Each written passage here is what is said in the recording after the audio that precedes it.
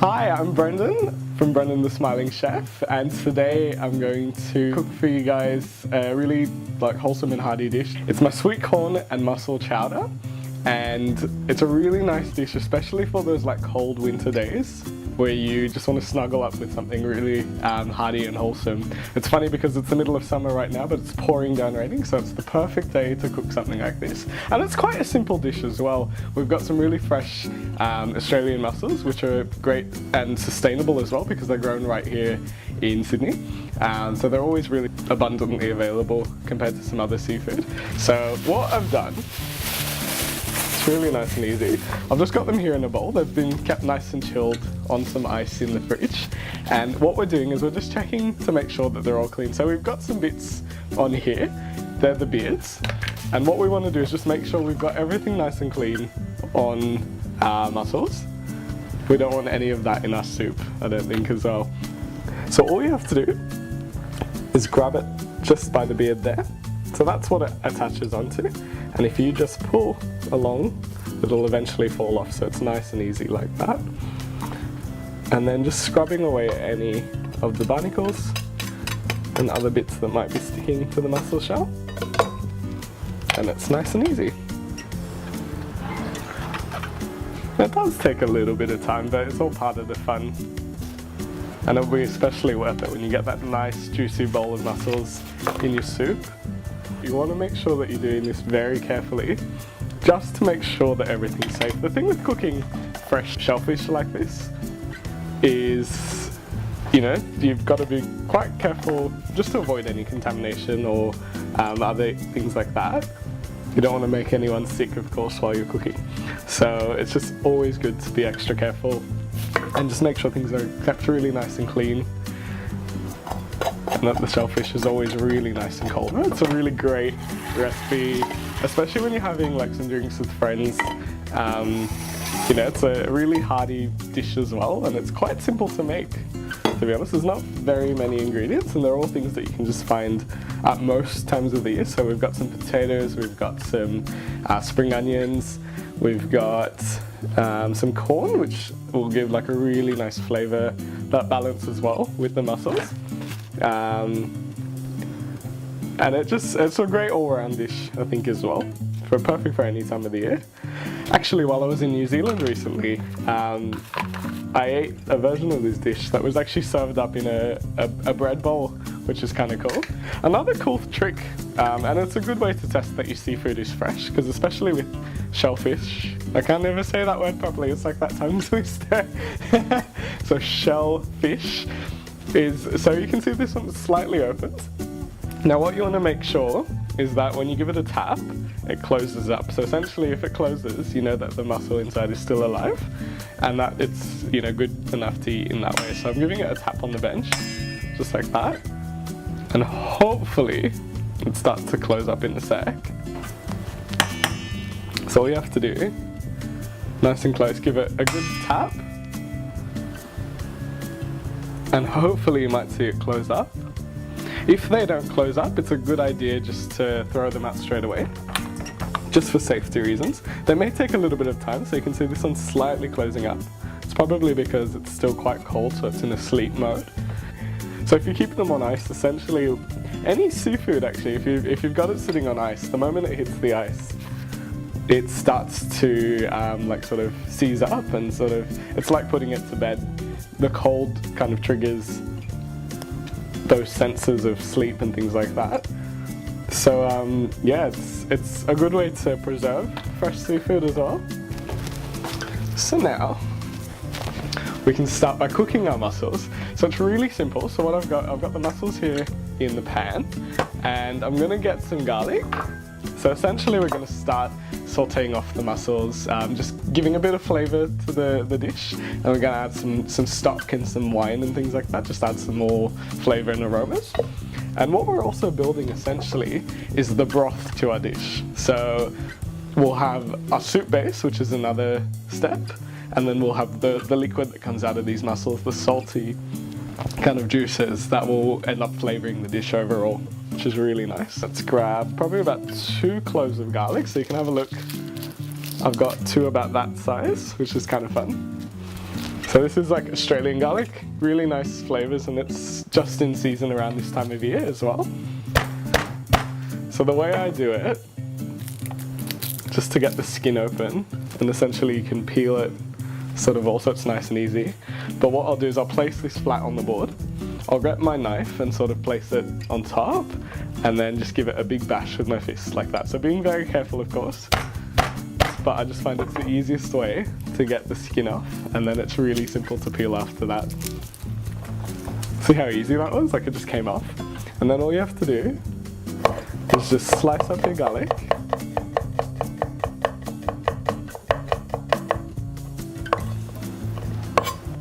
And then we're going to come over to our saucepan over here. Oh, sorry, our frying pan, I should say. And I've just got high heat. Just make sure it's nice and hot.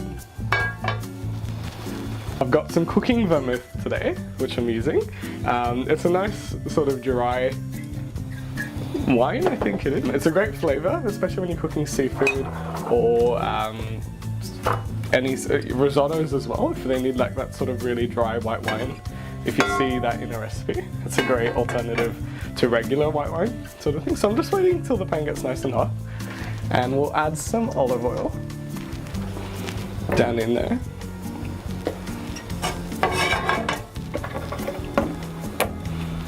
Just a little bit, doesn't need too much. And at this stage, we can grab our garlic and just slide it in. Perfect. And I'll grab a wooden spoon. And essentially you don't really need to brown the garlic as such, you just want it to slightly release some flavour. So just stir it around, just to get things going.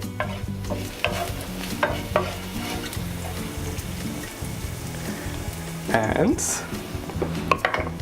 I'm going to take the mussels and just toss them right in. So that's why you need a nice big pan. So I've probably got about around 1 kilo to 1.5 kilos of mussels.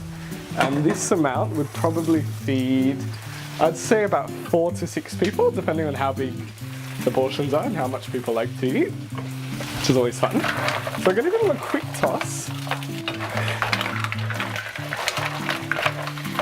There we go. And you'll start to see them slightly opening up. Now what we want to do is we want to make sure these are steaming at the same time.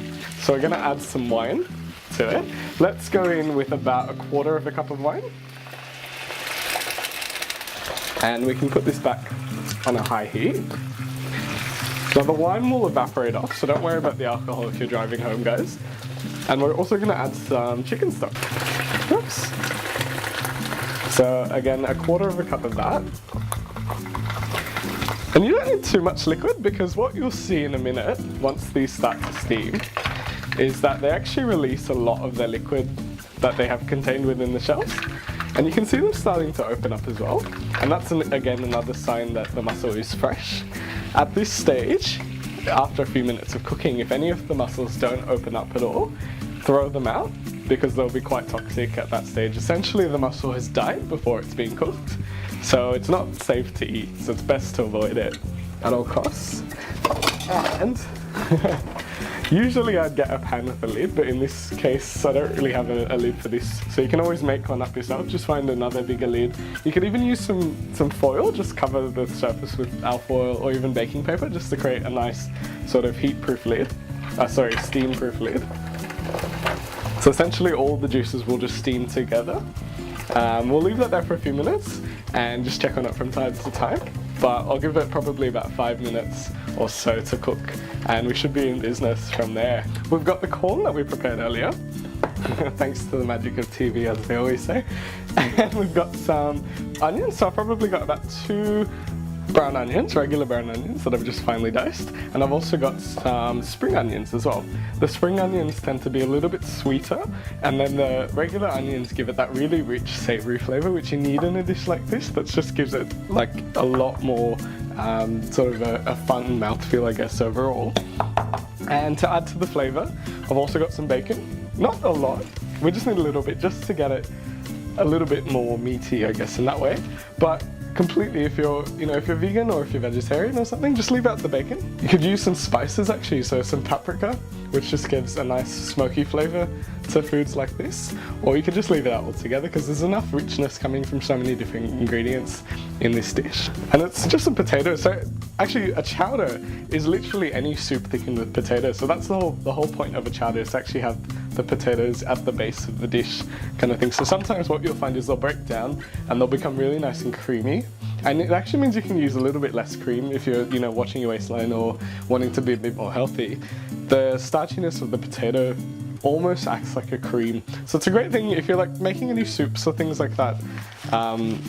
If you wanted to sort of like make things a little bit healthier, just add some potato to the dish, and when you blend it to make a creamy soup, it'll automatically become nice and rich and creamy.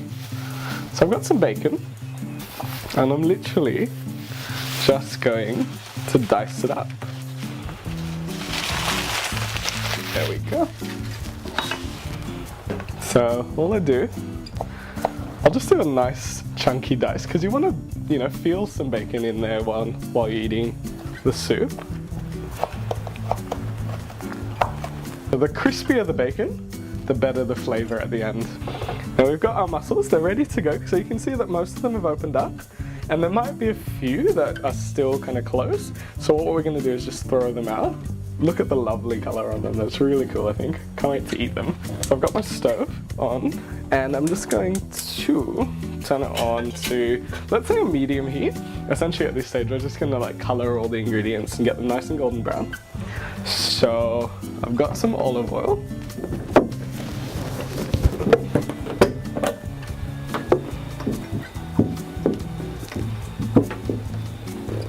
So I've probably got about, it is quite a lot of olive oil, probably about 2 teaspoons in there, sorry, 2 tablespoons.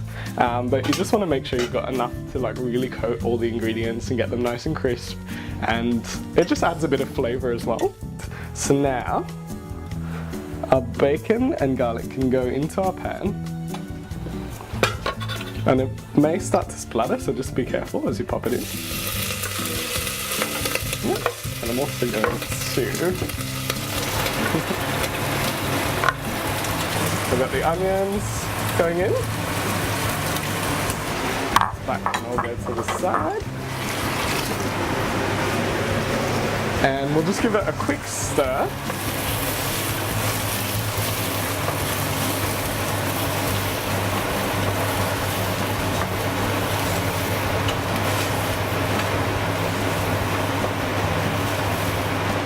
And I'll just turn my heat slightly higher again. There we go, so all the smokiness is gone, which is good. But we'll get some nice flavors into this dish now. We're just going to let it color up nicely. And while we're here, I'm also going to add some of my special favorite ingredients. I've got some coriander powder, so it's ground coriander that's been dried. It's actually the seed. So it's just, you can get it at any sort of Indian grocery store, even at Woolworths, at your local supermarket and things like that. Just pick it up and just get it in small packs, just enough for what you need for the occasion, I guess. And it just means that you get sort of like fresh herbs and spices at all times of the year. So in that goes. I've also got some bay leaves just for some more flavour. So bay leaves, I love smelling them. I love the flavour so much. They're kind of like I don't know, they've got this great savoury taste to them, sort of thing. That just adds like a good sort of like depth to soups and traditional dishes like that. I've got some dried herbs, so it's just mixed dried herbs. I usually use herbs like this just because it adds like some really nice flavour to the dish. It's not essential at all, and I will be adding some fresh herbs in there. But I like adding 2 types of herbs. So like you've got the dried, which brings out like flavour while it's cooking, and then the fresh herbs, which lightens things up at the end and just makes it really nice and colourful. And at this stage, I'm not going to add any pepper as yet, but I'm going to put in some salt. Not too much, literally probably about 1/4 teaspoon, just going in. Just to sort of, the salt actually helps to colour the ingredients as well. It just breaks down some of the juices and Helps the onions to go nice and golden brown at the same time. So, that's looking good.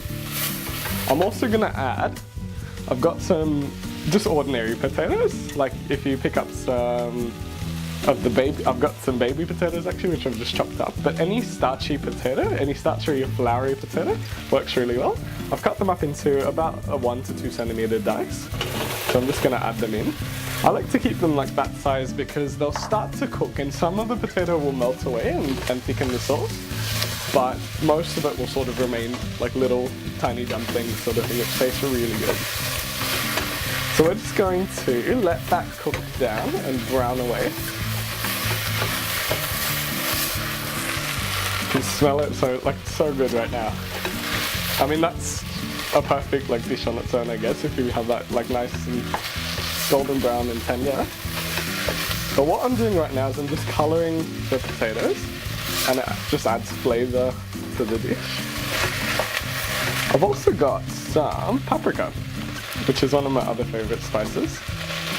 So I'm probably going to add about 1/4 teaspoon. You don't need too much of this. It's not spicy. It's actually made from capsicums. So it's more of a savoury heat, I guess, that you're getting through. We've got our soup kind of cooking away, which is kind of nice. I'm going to top that up with some stock. I'm actually only going to use about half my amount of stock that I've got here, because we've also got the beautiful juices that have come out of our mussels. Here's the fun bit. And I always like to use some more because they're quite hot at this stage. It just means that you're not burning your fingers. So I'll grab a mussel with a fork. If it's open, which this one is, it's perfect. And I'm literally actually just going to save them for now and put them into a bowl. I'm just going to remove the meat from the mussels. So we've been checking out our mussels, and as you can see, some of them haven't actually opened up at all. So what I'm going to do, as we said before, just chuck them out. It's just safe that way. It just means that you aren't going to, get any sort of upset tummies or things like that. Strain through a sieve, and then just add it straight into your stock. And these bits of garlic, I'll just leave them aside for now because they've done their job of flavouring the soup. And it might be quite salty, but don't worry, because what we can do is just thin it out with a bit of water. Okay, that's actually pretty good. It's actually not too salty at all, which is great. It's always good. A friend of mine told me to always taste my food and make sure that you're getting sort of the right balance of flavours and things like that. And I'm really glad he told me to do it, because sometimes it's just a good way to be safe, to make sure that you're not serving up something that's completely bland without you realising, I guess, in that way. So it's a good way to check, and then you can always add some more salt or pepper or whatever seasoning you prefer. Even some spices to give it a bit more kick and things like that. So I'm going to check my potatoes and just make sure. Essentially what we're doing here, we're not really cooking the veggies, for safety or anything like that. It's more just to get them tender. I may even just let that boil for a little bit more. So as you can see, we've got our mussels there, which are nice and ready to go. I've got some really fresh herbs over here. So I've got some parsley and I've got some chives, and I'm literally just going to chop them up nice and finely. So what I'm doing is I'm just going to pop my knife down that way, and I'll just sort of chop it along. So at this stage, what I can do as well is just grab my chives. And these ones are much easier to chop because they're all nice and bundled up. Just finely chopped. And it doesn't matter if they're a little bit off at the moment, because we're going to chop them down a little further with the parsley. And we're just going to chop these together nice and quickly. Perfect. So you just want a texture that's just nice and fine and just good to eat as well. And we're going to toss in our corn.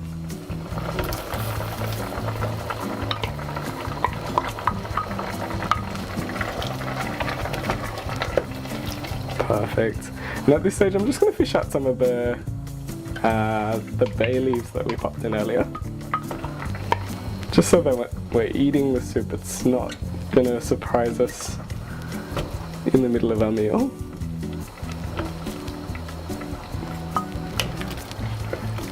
Also add the mussels back in at this stage.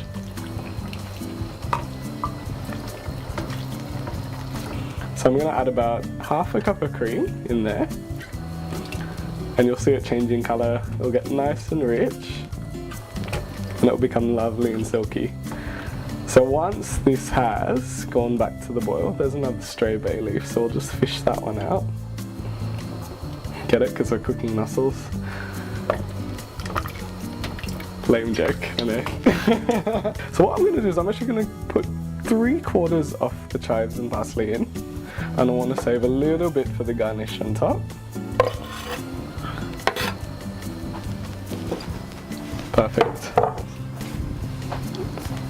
And here's when I do my final seasoning check.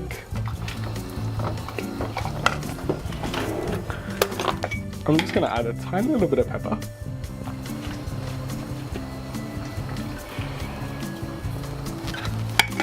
Completely up to you how much you want to put in. I like pepper a lot, so I tend to put quite a lot in. But it's completely up to your taste buds. And I'll do a final little bit of salt, and we're good to serve. So I've got this thing with like quirky bowls and like plates and things like that. Anything with really fun patterns or, you know, strange utensils and things that people may not have seen before. I really love collecting and adding to my food styling collection, which is kind of fun. So what I'm going to do is I'm just going to put 2 big pieces of bread just around the side like that. And you can add some more, of course, and everyone can get a bit as they need.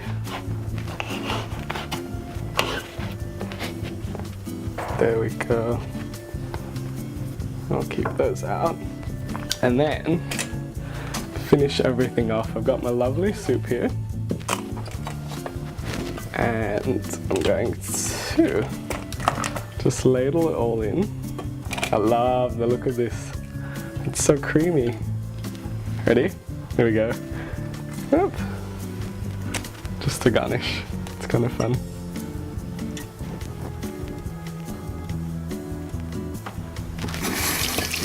And a final flourish of our herbs all over. And we're in business. And that's my hearty mussel and sweet corn chowder. Great for winter, but we're having it in summer. But it will taste delicious any time of year, I'm sure. Great with a cold beer, or if you've got a glass of really crisp white wine sort of thing. I'm sure you'll enjoy it. Enjoy. Thanks, guys.